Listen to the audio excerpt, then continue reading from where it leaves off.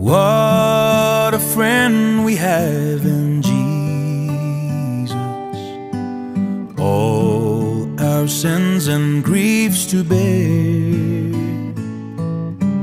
What a privilege to carry everything to God in prayer. Oh, what peace we often forfeit. Oh, what needless pain we bear.